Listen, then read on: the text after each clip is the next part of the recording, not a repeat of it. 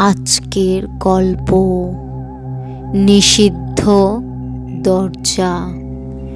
রাত তখন প্রায় 12টা। অরূপ তার বন্ধুদের সাথে গ্রামের এক পুরনো পরিত্যক্ত বাড়িতে গেছে। বাড়িটি বহু বছর ধরে খালি পড়ে আছে, কারণ লোকমুখে শোনা যায় সেখানে অদ্ভুত সব ঘটনা ঘটে। কেউ সেখানে রাত কাটাতে পারেনি। অরূপ ছিল অবিশ্বাসী, সে ভূতের অস্তিত্ব মানত না। তাই বন্ধুরা ভয় পেলেও তখন সে বলল, ভয় পেও না, এসব গাঁজাখড়ি গল্প, চলো আমরা ভেতরে ঢুকি। বাড়ির ভেতরে প্রবেশ করতেই একটা অদ্ভুত গন্ধ নাকে এলো। পচা কিছু একটা যেন এখানে অনেক দিন ধরে পড়ে আছে। বাতাস ভারী আর শ্বাস নিতে কষ্ট হচ্ছিল। চারিদিকে জলের আস্তরণ, মাকড়সার দখল। বন্ধুরা একে অপরের হাত চেপে ধরল।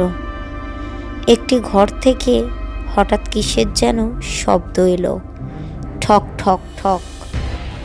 সবাই থমকে গেল। অরূপ এগিয়ে গিয়ে দরজাটা ঠেলে দিল। দরজা আপনা আপনি কড়াত করে খুলে গেল।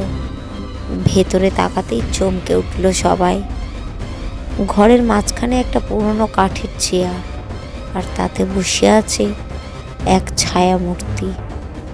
মূর্তিটি ধীরে ধীরে মাথা তুলল, আর চোখ দুটো যেন আগুনের মতো জ্বলছে। মুখ নেই, শুধু একটা কালো গহ্বর। হঠাৎ করে তার কর্কশ কণ্ঠ শোনা গেল, এখানে কেন এসেছো? চলে যাও। বন্ধুরা আতঙ্কে দরজার দিকে ছুটল, কিন্তু দরজা তখন শক্তভাবে বন্ধ। অরূপ কাঁপতে কাঁপতে বলল, কে কে তুমি?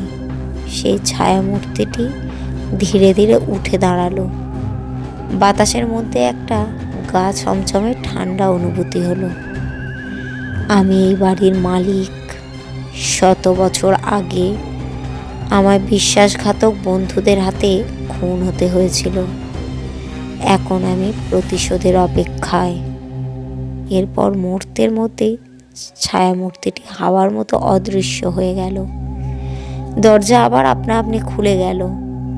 অরূপ আর তার বন্ধুরা দৌড়ে বেরিয়ে এলো। গ্রামের লোকেরা বলল, ভালো হয়েছে তোমরা ফিরে এসেছো। কিন্তু যারা ওই বাড়িতে ঢোকে তারা আবার স্বাভাবিক থাকতে পারে না।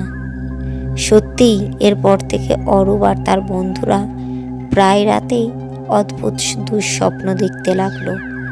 অরূপ একদিন আয়নার সামনে দাঁড়িয়ে দেখলো তার সামনে চোখের মণি কালো হয়ে গেছে। সেদিন রাতে সে অদ্ভুত কণ্ঠে হাসল, এখন আমিও ভূত। গল্পটি কেমন লাগলো কমেন্ট করবেন এবং একটা লাইক করবেন। আরও এরকমই নতুন নতুন ভূতের গল্প শুনতে চ্যানেলটিকে সাবস্ক্রাইব করবেন।